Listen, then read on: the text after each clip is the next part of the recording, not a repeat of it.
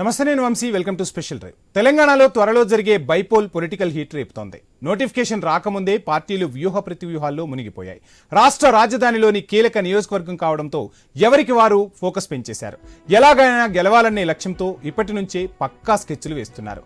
అందులోనూ వచ్చే ఏడాది జీహెచ్ఎంసీ ఎన్నికలు జరగబోతున్నాయి. ఈ ఎన్నికల ముందు జూబ్లీ హిల్స్ ను గెలిచి క్యాడర్ కు బూస్ట్ ఇవ్వాలన్న టార్గెట్తో పనిచేస్తున్నాయి ప్రధాన పార్టీలు.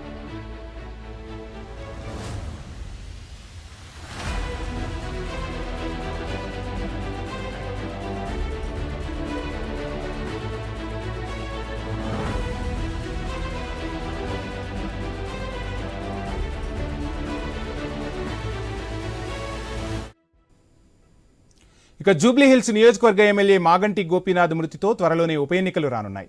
దీంతో అందరి దృష్టి బై ఎలక్షన్ పై పడింది. ఏ పార్టీలో చూసినా ఇదే చర్చ నడుస్తోంది. ఇప్పుడు బైపోల్ ను కాంగ్రెస్, భారతీయ జనతా పార్టీ, బీఆర్ఎస్ పార్టీలు ప్రతిష్టాత్మకంగా సవాల్గా తీసుకున్నాయి. ఎట్టి పరిస్థితుల్లోనూ గెలిచి తీరాలని అధికార కాంగ్రెస్ పార్టీ ప్లాన్ చేస్తుండగా ఎలాగైనా పాగా వేయాలని కమలం పార్టీ వ్యూహాలు రచిస్తుంది. ఇక సిట్టింగ్ స్థానాన్ని సెంటిమెంట్తో దక్కించుకునేందుకు గులాబీ అధిష్టానం ప్రయత్నాలు షురూ చేసింది. ఇక్కడి నుంచి పోటీ చేసేందుకు 3 పార్టీల నుంచి ఆశావాహులు పెద్ద సంఖ్యలోనే ముందుకు వస్తున్నారు. ఆయా పార్టీల అధిష్టానాలను కలుస్తూ తమకే సీట్ ఇవ్వాలని ఎవరికి వారు పైరవీలు చేసుకుంటున్నారు. ఉప ఎన్నికను కాంగ్రెస్ హైకమాండ్ సీఎం రేవంత్ ప్రతిష్టాత్మకంగా తీసుకున్నారు. అభ్యర్థి ఎవరైనా గెలిచేలా పక్కా ప్రణాళిక రచిస్తున్నారు. ఇప్పటి నుంచే సర్వేలు మొదలు పెట్టేశారు. ఇక్కడి నుంచి గెలిస్తే మంత్రి పదవి ఖాయమన్న చర్చ జోరుగా సాగుతుంది. ప్రభుత్వంపై జరుగుతున్న వ్యతిరేక ప్రచారాన్ని కూడా తిప్పికొట్టాలని చూస్తున్నారు. జూబ్లీ హిల్స్ ఫోకస్ పెట్టిన సీఎం పాత పరిచయాలను పార్టీకి అనుకూలంగా మార్చుకోవాలని సూచిస్తున్నారు. అభ్యర్థిపై గాంధీభవన్ వర్గాలు పలు సర్వేలు చేయిస్తున్నట్లు తెలిసింది. 2023 ఎన్నికల్లో పోటీ చేసి ఓడిపోయిన అజారుద్దీన్తో పాటు మాజీ మేయర్ బొంతు రామ్మోహన్, నవీన్ యాదవ్, 2023 ఎన్నికల్లో కూకట్పల్లి నుంచి పోటీ చేసి ఓడిన బండి రమేష్ పేర్లపై ఫీడ్బ్యాక్ తీసుకుంటోంది అధిష్టానం. అజార్కు టికెట్ ఇవ్వడంపై మజ్లీస్ అభ్యంతరం తెలిపే అవకాశం ఉన్నట్లు ప్రచారము జరుగుతుంది. నవీన్ యాదవ్ గతంలో మజ్లీస్ టికెట్ పై జూబ్లీ హిల్స్ లో పోటీ చేసి ఓడిపోయారు. ప్రస్తుతం ఆయన కాంగ్రెస్ లో కొనసాగుతున్నారు. ఒకవేళ ఆయనకు టికెట్ ఇస్తే ఎంఐఎం నుంచి ఎలాంటి రియాక్షన్ వస్తుందోననే చర్చ సాగుతుంది. ఇక బొంతు రామ్మోహన్ కూడా గతంలో మేయర్ గా పనిచేసిన అనుభవం ఉండడంతో గెలుపు అవకాశాలు ఎక్కువగా ఉంటాయన్న ప్రచారం ఉంది.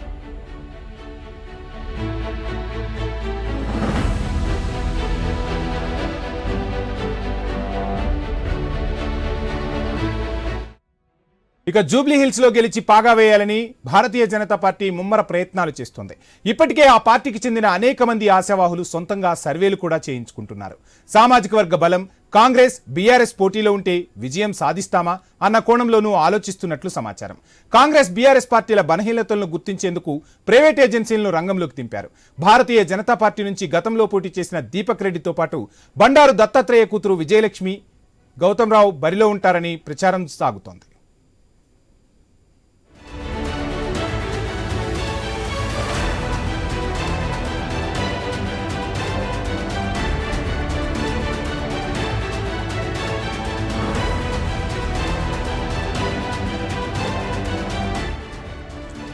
బీఆర్ఎస్ కూడా జూబ్లీ హిల్స్ స్థానాన్ని తిరిగి తమ ఖాతాలోనే వేసుకోవాలని ప్రయత్నాలు మొదలుపెట్టేసింది. ఇప్పటి వరకు ఎమ్మెల్యేగా ఉన్న మాగంటి గోపీనాథ్ భార్యకే జూబ్లీ హిల్స్ టికెట్ ఇవ్వాలని పార్టీ అధిష్టానం నిర్ణయానికి వచ్చినట్లు తెలుస్తుంది. ఇలా చేస్తే సానుభూతి కలిసొస్తుందని పార్టీ భావిస్తుంది. గులాబీ అధినేత కేసీఆర్ సైతం ఇదే డెసిషన్ కు వచ్చినట్లు పార్టీ వర్గాలు వెల్లడిస్తున్నాయి. ఇలాంటి టైంలో గెలుపు ఓటముల పరిస్థితి ఎలా ఉంటుంది? ఎవరెవరు ఉప ఎన్నికల్లో చక్రం తిప్పబోతున్నారు? ఏ పార్టీ నుంచి ఎవరు బరిలో ఉండబోతున్నారు? అధికార పార్టీకి సానుకూలంగా అవకాశాలు ఉన్నాయా? ప్రతిపక్ష పార్టీకి సానుభూతి కలిసొస్తుందా అన్నదే ఇప్పుడు ప్రధానంగా చర్చ. ఇక ఇదే అంశానికి సంబంధించి ఫుల్ డీటెయిల్స్ అందించేందుకు మా input editor Srikanth news room నుంచి సిద్ధంగా ఉన్నారు. Good evening Srikanth. చూస్తున్న మొత్తంగా జూబ్లీ హిల్స్ ఎన్నికపై అన్ని ప్రధాన పార్టీలు కూడా దృష్టి సారించాయి. ఒకప్పుడు ఒక మంచి సాంప్రదాయం ఉండేది. ఎవరైనా ఆకస్మికంగా మరణిస్తే ఉప ఎన్నిక అనేది లేకుండా వారికి ఆ సీటు కేటాయించేవారు వారి కుటుంబ సభ్యులకు. కానీ ఇప్పుడు రాజకీయ రణరంగంలో, రాజకీయ చదరంగంలో ప్రతి ఒక్కరూ పావులు కదుపుతున్న పరిస్థితి. ఇక జూబ్లీ హిల్స్ స్థానానికి సంబంధించి పెద్ద ఎత్తున రాష్ట్ర వ్యాప్తంగా కూడా చర్చ జరుగుతుంది. ఒకవైపు అధికార కాంగ్రెస్ కు రిఫరెండంగా భావిస్తూ ఉంటే, మరోవైపు ప్రతిపక్ష పార్టీ బీఆర్ఎస్ తన ఉనికిని కాపాడుకునే ప్రయత్నం చేయబోతుంది. ఇక బీజేపీ కూడా తన ఉనికి ఏంటి అనేది కూడా చూపించబోతుంది. తర్వాత వచ్చే జీహెచ్ఎంసీ ఎలక్షన్స్ కు సంబంధించి కూడా పెద్ద ఎత్తున చర్చ జరుగుతున్న పరిస్థితి. సో మొత్తంగా ఎలా చూడాలంటారు ఈ ఎన్నికను? రాజకీయ పార్టీల వ్యూహాలు, ప్రతి వ్యూహాలకు సంబంధించి డీటెయిల్స్ ఏంటి Srikanth? Vamsi, good evening. So విన్నట్టు జూబ్లీ హిల్స్ నియోజకవర్గం మాగంటి గోపీనాథ్ మరణం తర్వాత అక్కడ ఉప ఎన్నిక అనివార్యమైంది. సో బీహార్లో జరిగేటువంటి అసెంబ్లీ ఎన్నికలతో పాటే జూబ్లీహిల్స్ ఉప ఎన్నిక కూడా నిర్వహించేటువంటి అవకాశం అయితే ఎక్కువ అనిపిస్తుంది. దీంట్లో భాగంగా ఈసారి ఎవరు నిల్చోబోతున్నారు ఏమిటి అంటే మాగంటి గోపీనాథ్ చరిష్మా పెద్ద 2009 తర్వాత ఇప్పటి వరకు కూడా మాగంటి గోపీనాథ్ క్రమంగా గెలుస్తూనే వస్తున్నారు. సో ఎక్కడ కూడా ఓటమి గెలినటువంటి నాయకుడు మాగంటి గోపీనాథ్. సో ఇట్లా నేపథ్యంలో ఆయన బలమైనటువంటి ప్రత్యర్థిగా చూసుకుంటే కనుక గతంలో కాంగ్రెస్ పార్టీ ఉండే, కాంగ్రెస్ పార్టీ నుంచి అక్కడ అజరుద్దీన్ అక్కడ పోటీ చేశారు. అజరుద్దీన్ ఆల్మోస్ట్ ఒక 16,000 ఓట్ల తేడా మాత్రమే ఉండేది కాంగ్రెస్ పార్టీలో, కాంగ్రెస్ పార్టీకి బీఆర్ఎస్ పార్టీకి. సో అంతకుముందు తెలుగుదేశం పార్టీ ఉన్నా కానీ తెలుగుదేశం పార్టీ పూర్తి మద్దతు కూడా అంటే తెలుగుదేశం ఓటు బ్యాంక్ ఏదైతే ఉందో అది కూడా పూర్తిగా మాగంటి గోపీనాథ్ వైపే ఉంటూ ఉంటుంది. బట్ ఇప్పుడు మాగంటి గోపీనాథ్ స్థానంలో బరిలో బీఆర్ఎస్ పార్టీ నుంచి ఎవరు నిల్చుంటారు? సో సిట్టింగ్ స్థానం అది బీఆర్ఎస్ పార్టీది కాబట్టి బీఆర్ఎస్ పార్టీలో ఎవరు అంటే ఎవరికి సీట్ ఇవ్వబోతున్నారు అన్నది చూడాలి.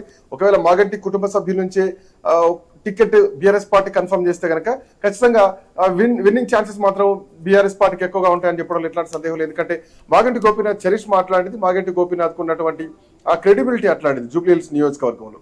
అయితే కాంగ్రెస్ పార్టీ నుంచి కూడా ఎట్లా ఉంటుంది పరిస్థితి కూడా ఆలోచించాలి. ఎందుకంటే కంటోన్మెంట్ సాయన్న మృతి తర్వాత అక్కడ లాస్యనంత గెలవడం జరిగింది. సో ఆ సెంటిమెంట్ వర్కౌట్ అయింది. బట్ ఆ తర్వాత మాత్రం శ్రీ గణేష్ కు అక్కడ కాంగ్రెస్ పార్టీ లాస్యనంత మరణం తర్వాత అక్కడ శ్రీ గణేష్ గెలవడం జరిగింది. శ్రీ గణేష్ కాంగ్రెస్ పార్టీ నుంచి గెలిచారు. అయితే ఇక్కడ కాంగ్రెస్ పార్టీ ఓటు బ్యాంకా లేదంటే శ్రీ గణేష్ ఓటు బ్యాంకా అంటే వ్యక్తిగతంగా శ్రీ గణేష్ కు ఒక సెంటిమెంట్ వర్కౌట్ అయింది ఒకటి. మరోవైపు శ్రీ గణేష్ బ్యాక్గ్రౌండ్ కూడా టీఆర్ఎస్ పార్టీ నుంచి ఉన్నటువంటి వ్యక్తి.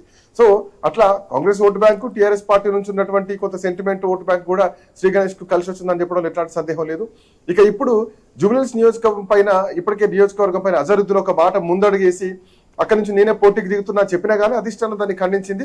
అభ్యర్థి ఎవరనేది అధిష్టానం చూసుకుంటుంది అన్నది కాంగ్రెస్ పార్టీ అధిష్టానం చేస్తున్నటువంటి కామెంట్. సో ఇట్లా నేపథ్యంలో అక్కడి నుంచి నవీన్ యాదవ్ ఏమైనా బరిలోకి దింపుతారా? ఎందుకంటే గతంలో కూడా నవీన్ యాదవ్ సెకండ్ ప్లేస్ లో వచ్చి అక్కడ ఓటమిపాలయ్యారు. సో ఇట్లా నేపథ్యంలో మరోర్ విష్ణువర్ధన్ పేరు కూడా బలంగా వినిపిస్తోంది.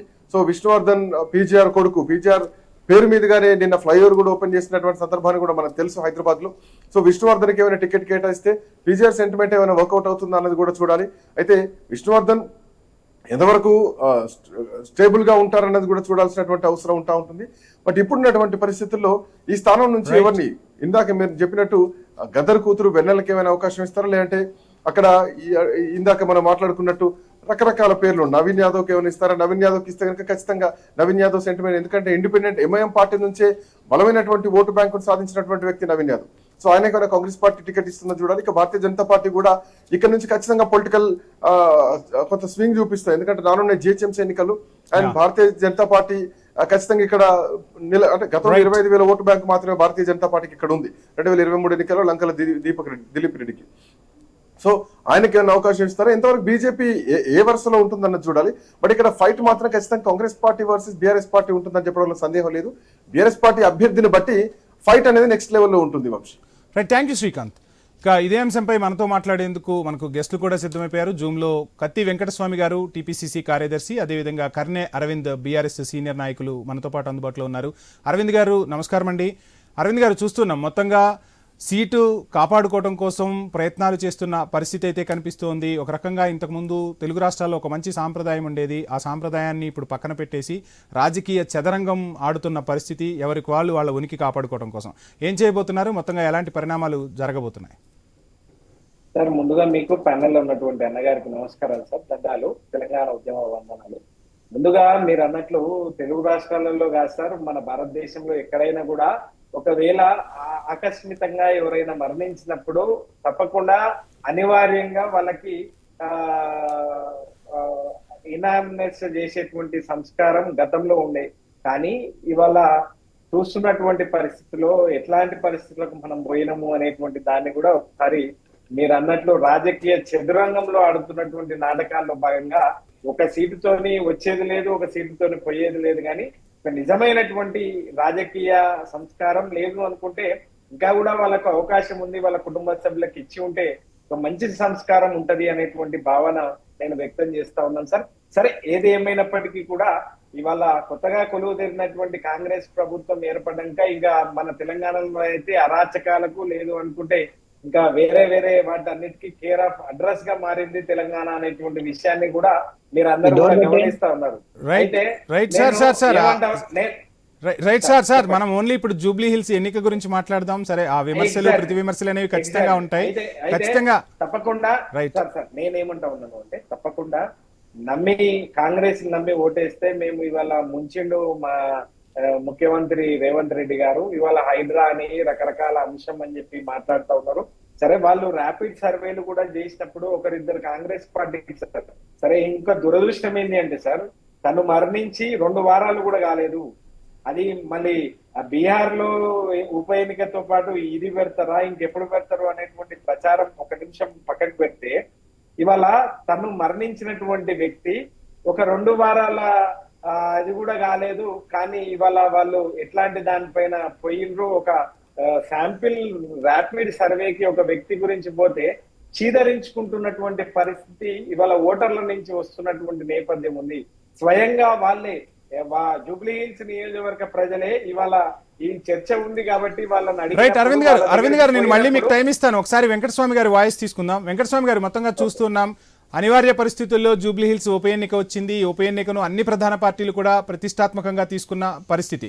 సో మొత్తంగా కాంగ్రెస్ వ్యూహం ఎలా ఉండబోతుంది? కాంగ్రెస్కు ఒక రకంగా కత్తి మీద సాములాగా తయారైన పరిస్థితి. ఎందుకంటే జూబ్లీ హిల్స్లో గెలిస్తే ఇది ఒక రిఫరెండంగా మీ సర్కార్ను పరిగణిస్తున్న పరిస్థితి. ప్రతిపక్షం నుంచి అదే టాక్ వినిపిస్తుంది. సో ఏం చేయబోతోంది కాంగ్రెస్ అధిష్టానం? జూబ్లీ హిల్స్ ఎన్నిక అనేటువంటిది ఒక బ్యాడ్ ఎలక్షన్ అండి. ఒక వ్యక్తి చనిపోవడం వల్ల ఒక గౌరవ అంటే ఆయన కూడా ఏజ్డ్ కూడా కదా పాపము, ఒక గౌరవ ఎమ్మెల్యే చనిపోవడం వల్ల వచ్చినటువంటి ఎలక్షన్ ఎప్పుడైనా బ్యాడ్ ఎలక్షన్ అది. సో దానికి జనరల్ గా సాంప్రదాయాలు గతంలో ఉండినాయి. బట్ ఈ సాంప్రదాయానికి తిలోదకాలు ఇచ్చింది కూడా ఈ రాష్ట్రంలో మాన్యులు మాజీ ముఖ్యమంత్రి చంద్రశేఖరరావు గారే.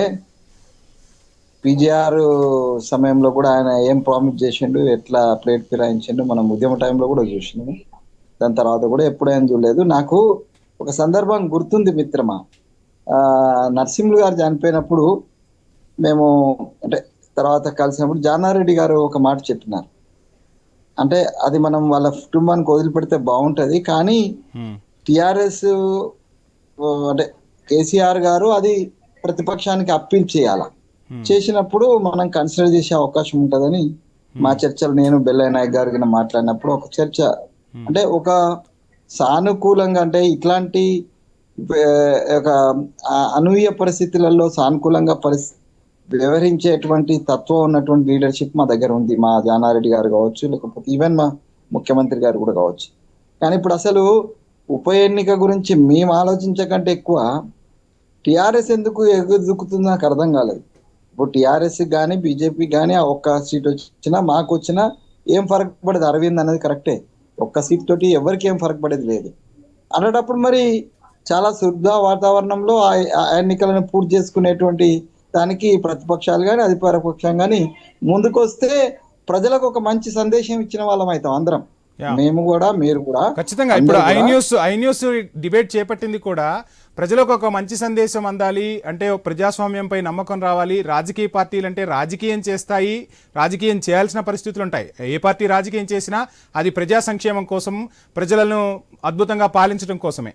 సో అవన్నీ జరుగుతున్న పరిస్థితుల్లో ఒక ఉప ఎన్నిక అనివార్యమైనప్పుడు ఒక సంస్కృతి సాంప్రదాయం అనేది పక్కకు పోయిన పరిస్థితి, రాజకీయ చదరంగం అనేది ఇప్పుడు పార్టీల మధ్య ఎక్కువ అవుతున్న పరిస్థితి.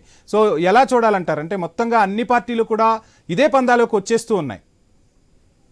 అంటే ఇప్పుడు మాకు సంబంధించి నేను మా ముఖ్యమంత్రి గారు కొద్దిగా డైనమిక్, ఒకవేళ అట్లాంటిది అందరి నుంచి ప్రపోజల్ వస్తే డెఫినెట్గా మా రాహుల్ గాంధీ గారు కావచ్చు, మా ఖర్గే గారు కావచ్చు, అపారమైన అనుభవం ఉన్నటువంటి ఖర్గే గారు, చాలా దయార్థ హృదయంతో వివరించేటువంటి వ్యక్తి. మేము కాంగ్రెస్ పార్టీగా మేము కూడా పెద్దగా మాకు దాని మీద కొట్లాడి అది చేయాలని, ఒకవేళ అది యునానిమస్ అయితే నిజంగా మీరు అన్నట్టు ఒక ప్రజా సంక్షేమం అండి. ఒకవేళ యునానిమస్ అయింది అనుకోండి, ఎన్నికల ఖర్చు ఉండదు, ఓకే, సో నామినల్ ఖర్చు ఏదో ఉంటుంది.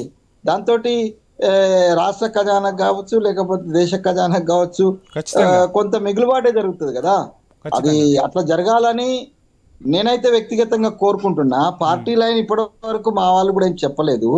పార్టీ లైన్ కూడా మేము ఇప్పటికాక ఏం నిర్ణయం తీసుకోలేదు. ఉప ఎన్నిక వస్తుందా రాదా, ఎప్పుడు వస్తుందా అనేది కూడా మేము దాని గురించి మొన్ననే మా ఎగ్జిక్యూటివ్ మీటింగ్ అయింది. నేను కూడా అంటే ఎగ్జిక్యూటివ్ వెంకటస్వామి గారు ఇక్కడ ఎక్కువగా వినపడుతున్న మాట ఏంటి అంటే మొత్తంగా నగర వ్యాప్తంగా హైదరాబాద్ నగర వ్యాప్తంగా చూసుకుంటే సరే కాంగ్రెస్ గెలిచింది అంటే రూరల్ నుంచి ఎక్కువగా సీట్లు వచ్చాయి, జిల్లాల వారీగా మంచి పట్టు సాధించారు. కానీ హైదరాబాద్ వ్యాప్తంగా మంచి సీట్లు సాధించలేకపోయాం, ఇక్కడ బీఆర్ఎస్కు పట్టుంది. కానీ జూబ్లీ హిల్స్ లాంటి నియోజకవర్గంలో పట్టు నిలుపుకోవటం ద్వారా అంటే ఆ సీట్ని కైవసం చేసుకోవటం ద్వారా రాష్ట్రం మొత్తానికి ఒక సందేశం పంపే విధంగా కాంగ్రెస్ పార్టీ ప్రయత్నాలు చేస్తుంది అనే టాక్ కూడా వినిపిస్తుంది. ఏం చెప్తారు దీనికి సంబంధించి? ఇది అంటే ఇది కేవలము అంటే ఉన్న పరిస్థితి మీరు అన్నటువంటి వివరణ ఉన్న చూసినారా, హైదరాబాద్ లో మాకు సీట్లు రాలేదనేటువంటి బేస్ చేసుకొని మీడియా చేస్తున్నటువంటి ఎనలైజేషన్ ఇది. సార్ మీడియా ఎనలైజేషన్ ఎప్పుడు మీడియా ఎనలైజేషన్ ఎప్పుడు కూడా అటు రాజకీయ పార్టీల నుంచి ఇటు ప్రతిపక్షాల నుంచి వచ్చిన అంశాన్ని తీసుకునే మీడియా అనాలిసిస్ చేస్తుంది. అందులోనూ మీకు ఎప్పటి నుంచో ఐ న్యూస్ గురించి తెలుసు, ఒక వార్తను నిష్పక్షపాతంగా ప్రసారం చేసేందుకు కట్టుబడి ఉంటాం, ఒక మంచి సాంప్రదాయానికి తెరలేపాలని చెప్పి కూడా మనం ఈరోజు ఈ డిబేట్ ని పెట్టుకున్న పరిస్థితి. ఏం చెప్తారు? నేను I agree with you brother, I agree with you. Analysis అంటే మీరు ఏదో రాంగ్ ఎనాలిసిస్ చేస్తారని నేను అంటలేను. ఇన్నటువంటి రాజకీయ యవనిక మీద అంటే రాజకీయ యవనిక మీద ఏదైతే పరిస్థితులు ఉన్నాయో దాన్ని బట్టి మీ అనాలిసిస్ ఉంటది. రాజకీయ యవనికలో ఏమున్నది, హైదరాబాద్ లో కాంగ్రెస్ పార్టీకి బేస్ లేదు, లేకపోతే దానికి పట్టు లేకుండా ఉంది అనేటువంటి చాలా స్పష్టం. మేము కూడా ఒప్పుకుంటున్నాం, మాకు రాలేమన్నా ఎలక్షన్స్ లో మేము సీట్లు గెలవలే కానీ మేము బలంగానే ఉన్నాము. తర్వాత తయారైనాం కూడా భయంగా, ఎందుకంటే అధికార పక్షం ఎటు ఉంటే అటు పోయేటువంటి నాయకుల సంఖ్య, ప్రజల సంఖ్య, ఓటర్ల సంఖ్య పెరిగింది మిత్రమా. ఎప్పుడు నైతిక విలువలు ఏం లేవు. ఒకసారి మనం అరవింద్ గారి వాయిస్ తీసుకుందాం. అరవింద్ గారు, మొత్తంగా చూస్తున్నాం అది జూబ్లీ హిల్స్ మాగంటి గోపీనాథ్ గారి సీటు, ఖచ్చితంగా ఆ సీట్ని బీఆర్ఎస్ కైవసం చేసుకోవాలని చూస్తోంది. ఓవైపు ఏ రాజకీయ పార్టీ ఆ రాజకీయ పార్టీ ప్రయత్నాలు చేస్తున్నాయి. ఎలా చూస్తున్నారు ఈ పరిణామాలన్నింటినీ?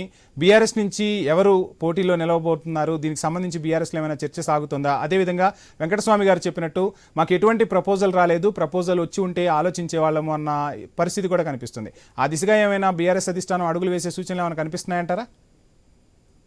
సార్ ముందుగా నేను ఏమంటున్నాను అంటే, ఇప్పుడు మాగంటి గోపీనాథ్ గారు మరణించి 2 వారాల టైం ఏదోగా వస్తా ఉన్నది. అయితే నేనేమంటా ఉన్నాను అంటే, ఒక మంచి సంస్కృతిని తీసుకుపోవాల్సినటువంటి అవసరం తప్పకుండా భారత పౌరునిగా మన పైన ఉంటది. కాబట్టి ఇవాళ కాంగ్రెస్ పార్టీ ఒక గొప్పగా, ఒక హుందాగా ఇవాళ వాళ్ళకు ఆ సీటుతోని ఈ గవర్నమెంట్ పోయేది లేదు, ఆ సీటుతోని నష్టము లేదు, లాభము లేదు. కాబట్టి ఒక గౌరవంగా ఈ రాష్ట్ర ముఖ్యమంత్రి ఉందాగా ఉన్నాడు అని చెప్పి చూపించుకోవడానికి, లేదు అనుకుంటే తను ఒక సహచర ఎమ్మెల్యేగా తను మరణించినందుకు తన కుటుంబ సభ్యులకు ఏకగ్రీవంగా ఆ ఎన్నిక జరపాల్సినటువంటి అవసరం ముమ్మాటికి ఈ ప్రభుత్వం పైన ఉంటది అనేటువంటి విషయాన్ని, ఒకవేళ బీజేపీ వస్తే గనుక కూడా, ఎంఐఎం వస్తే గనుక కూడా ఈ రాష్ట్ర ముఖ్యమంత్రిగా మన సహచర ఎమ్మెల్యే మరణించిండు, ఇది మంచి పద్ధతి కాదు, మనం ఎన్నికల పోవడం ద్వారా, ఉప ఎన్నికలు జరగడం ద్వారా లాభం ఏం లేదు, నష్టమే అనేటువంటి విషయాన్ని తను చెప్తే చాలా బాగుంటది అనేటువంటి విషయాన్ని ఇవాళ తెలంగాణలో ఉన్నటువంటి బుద్ధిజీవులు, మేధావులు అందరూ కూడా మాట్లాడుకుంటున్నారు. ఒకవేళ గనక కాంగ్రెస్ కూడా బరిలోకి నిలుస్తాం, మేము బీజేపీ కూడా మేము బరిలో ఉంటాము అని అనుకుంటే తప్పకుండా గ్రేటర్ హైదరాబాద్ లో వాళ్ళకు గతంలో మీరు చూసిండ్రు, ఒక్క సీటు కూడా వాళ్ళకు రాలేనటువంటి పరిస్థితి ఉంది. ఇవాళ ఎవరిని కేసీఆర్ గారు అభ్యర్థిత్వాన్ని ప్రకటించినా వాళ్ళకు తప్పకుండా మద్దతు కూడా పెట్టుకుంటారు, భారీ మెజార్టీతో వాళ్ళని గెలిపిస్తారు. కానీ వచ్చే ఎన్నికల్లో మాత్రం ఎట్లాంటి గుణపాఠం దీనికి ఈ రాష్ట్ర ప్రభుత్వానికి చెప్తారో కూడా గమనిస్తా ఉన్నారు. ఎందుకు ఈ మాట నేను ఉపయోగిస్తాను అంటే, సార్ ఇవాళ వాళ్ళు అనేక అంశాల పైన, అంటే తెలంగాణ ప్రజలు దట్టు జిహెచ్ఎంసీలో నివసిస్తున్నటువంటి వాళ్ళు, అది హార్ట్ కేక్ అయినటువంటి జూబ్లీ హిల్స్ కాబట్టి, అయితే దాంట్లో సరే రకరకాల వ్యక్తులు ఆశించడం తప్పు కాదు. ఇవాళ వ్యక్తులుగా వాళ్ళ పార్టీకి సంబంధించి మహేష్ కుమార్ గౌడ్ గారు కూడా కొంతమంది వ్యక్తులు ఆశిస్తా ఉన్నారు, బహిరంగంగా నాకే వస్తుంది అని చెప్పి మేము ఎక్కడన్నా మేము ప్రకటించినామా, మీరు ఆశించడం తప్పు కాదు అనేటువంటి విషయం చెప్తా ఉన్నారు. ఇంకా రేవంత్ రెడ్డి గారు పర్టికులర్ ఈ విషయం పైన నేను ఫలానా అభ్యర్థిని కూడా పెడతాను అనేటువంటి విషయాన్ని కూడా వాళ్ళు చెప్పలేదు. కాబట్టి వాళ్లకు మా పార్టీగా నేను ఒక ఆ, భారత పౌరునిగా నేను ఒక విషయాన్ని నేను ఏం చెప్తా ఉన్నాను అంటే ఈ Right, sir. భారతదేశంలో Please conclude. గతంలో అట్లాంటి సంస్కృతి ఉంది కాబట్టి Yeah. మీరు ఇప్పటికే ప్రకటించలేదు కాబట్టి ఒక హుందాగా ఒక గౌరవంగా మీరు ఏకగ్రీవంగా వాళ్ళ ఎన్నికలు జరిపితే గొప్పగా ఉంటది అనేటువంటి విషయాన్ని నేను తెలియజేస్తా ఉన్నాను సార్. లేని పక్షంలో పెట్టినప్పటికీ కూడా ముమ్మాటికి అక్కడ నాటేది గులాబీ జెండానే అనేటువంటి విషయాన్ని మాత్రం Right. నేను ఈ సందర్భంగా తెలియజేస్తాను. రైట్ వెంకటస్వామి గారు, ఫైనల్ గా మొత్తంగా జూబ్లీ హిల్స్ సీటు కాంగ్రెస్ గెలుచుకుంటే అక్కడి నుంచి గెలిచిన అభ్యర్థి డైరెక్ట్ గా మంత్రి కాబోతున్నారు. ఇంకా 3 ఖాళీలు ఉన్నాయి. ఆ 3 ఖాళీల్లో ఒకటి జూబ్లీ హిల్స్ నుంచి గెలిచిన అభ్యర్థి ఖచ్చితంగా ఇవ్వబోతున్నామన్న సంకేతాలు బలంగా వినిపిస్తున్న పరిస్థితి. ఎలా చూడాలి? ఎందుకు అంత ప్రాధాన్యం? అంటే ఇది ఒక ఊహాగానం సార్. నేను ఏమంటున్నానంటే ఇందాక అరవింద్ గారు ముఖ్యమంత్రి గారి మీద బాధ్యత అంటే బాధ్యత ముఖ్యమంత్రి మీద లేదు. ప్రతిపక్ష నాయకుడిగా టిఆర్ఎస్ బిఆర్ఎస్ యొక్క అధినేతగా ఆయన ముందు ప్రపోజల్ పెట్టాల. ఆయన పార్టీకి సంబంధించిన ఎమ్మెల్యే కాబట్టి వారు ప్రపోజల్ తీసుకొస్తే అప్పుడు ముఖ్యమంత్రి కానీ ముఖ్యమంత్రి కాదు, ఫస్ట్ మేము మా పార్టీ అధ్యక్షుడి నుంచి రావాలి. ముఖ్యమంత్రితో సంబంధం లేదు. పార్టీగా మీ పార్టీగా మా పార్టీగా. సో ఎందుకంటే పార్టీల మధ్యనే అవగాహన ఇది. ఆడ కిషన్ రెడ్డి గారు, ఇక్కడ మహేష్ కుమార్ గారు, ఇక్కడ కేసీఆర్ గారు, ఈ ముగ్గురుగా ఇంకా చిన్న చిత్క పార్టీలకు సంబంధించినటువంటి పెద్దలుంటే వాళ్ళని కూడా మాట్లాడండి. ఒక ప్రపోజల్ సంప్రదాయాన్ని చెడగొట్టింది కేసీఆర్. నేను ఆయన సహచరుడిగా ఉన్నా, అది నాకు తెలుసు. అరవింద్ కు మరి ఎంత అనుభవం ఉన్నదో వెంకటస్వామి గారు ఫైనల్ గా సరే, ఒక మంచి సాంప్రదాయం అయితే ఖచ్చితంగా కొనసాగాలని చెప్పి ఈ రోజు ఐ న్యూస్ ఈ చర్చను చేపట్టింది. తెలుగు రాష్ట్రాల్లో ఎవరైనా సరే అనివార్య కారణాలతో మరణించినప్పుడు సో అక్కడ కాస్త పార్టీలన్నీ కూడా సంయమనం పాటించాలి, ఒక మంచి సంస్కృతిని, ఒక మంచి సందేశాన్ని ప్రజల్లోకి తీసుకెళ్లాలని చెప్పి ఈ రోజు ఐ న్యూస్ ఈ చర్చ చేపట్టింది. సో ఇప్పటి నుంచి అయినా అటు పార్టీ నుంచి ఇటు పార్టీ నుంచి ఏమైనా చర్చలు జరిగే అవకాశం ఉంటుందా? సో మొత్తంగా ఒక అడుగు పడాలని కూడా మేము ఆశిస్తూ ఉన్నాం. ఏం చెప్తారు? ఇప్పుడు మా వైపు నుంచి అయితే అభ్యంతరం లేదని నేను అధికార ప్రతినిధిగా, జనరల్ సెక్రటరీగా, ఏఐసిసి ఓబీసీగా నేను చెప్తున్నా. మా వైపు నుంచి అట్లాంటి అభ్యంతరం లేదు. అయితే మీరు అన్న ఇంకొక ముందు క్వశ్చన్ ఏంటంటే ఈ మంత్రి అవుతారనే దానికి ఒకటే ఆధారము. గత ఎన్నికలలో అజారుద్దీన్ గారు పోటీ చేసి ఓడిపోయినారు కాబట్టి సాంప్రదాయకంగా జనరల్ గా ఆయనకే సీట్ వస్తుంది. ఒకవేళ ఆయనకు సీట్ వస్తే ఆయన మైనార్టీ నుంచి ఇప్పటిదాకా మా మంత్రివర్గం లేరు కాబట్టి ఆయనకు అవకాశం ఉంటుందనే ప్రచారం జోరుగా నడుస్తున్నది. But it is not at decided, not at discussed at all, not at discussed at all. Right sir, thank you so much sir. చర్చలో పాల్గొన్న కత్తి వెంకటస్వామి గారికి, అదేవిధంగా కర్ణె అరవింద్ గారికి కూడా ఐ న్యూస్ తరపు నుంచి ప్రత్యేక ధన్యవాదాలు. ఏది ఏమైనా ఒక మనిషి అనివార్య కారణాలతో మరణించినప్పుడు కాస్త సాంప్రదాయబద్ధంగా, గతంలో ఏదైతే సాంప్రదాయబద్ధంగా ఉండేదో ఆ సాంప్రదాయాలను పాటించాలి. అన్ని రాజకీయ పార్టీలు కూడా సంయమనంతో ఆలోచించాల్సిన పరిస్థితి. రాజకీయ చదరంగం అనేది రోజు ఉండేదే, కానీ కొంత ఆలోచన దిశగా అడుగులు వేయాలని చెప్పి ఐ న్యూస్ కూడా కోరుకుంటున్న పరిస్థితి. సో ఇది ఇవాల్టి స్పెషల్